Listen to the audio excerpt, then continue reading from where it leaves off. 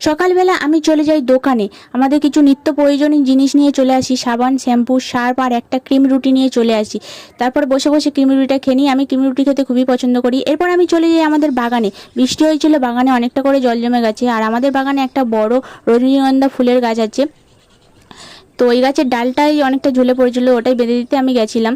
তারপর আমি তাকিয়ে দেখি আমাদের পেয়ারা গাছের গোড়ায় একটা বড় সাইজের কাঁকড়া। এটা কী কাঁকড়া আমি বুঝতে পারছিলাম না, কারণ এটা যে সমুদ্র কাঁকড়া নয় সেটা বুঝতে পেরেছি, কারণ সমুদ্র কাঁকড়া আমরা আগে অনেকবার খেয়েছি।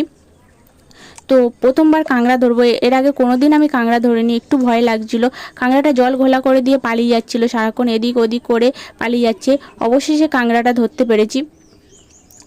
দেখতেই পাচ্ছ কাঁকড়াটা অনেক বড় সাইজের, আর আমার হাতে অনেকটা কাদা লেগে গেছে, তো এটা একটু ধুয়ে নিই। এই কাঁকড়াটার দাঁড়াটা ছিল অনেক বড় বড়, একবার কামড়ালে আমি শেষ হয়ে যেতাম। ভয়ে ভয়ে কাঁকড়াটা ধরেছি। তো আজকের ভিডিওটা এই পর্যন্ত। যদি ভালো লেগে থাকে তাহলে অবশ্যই লাইক করো।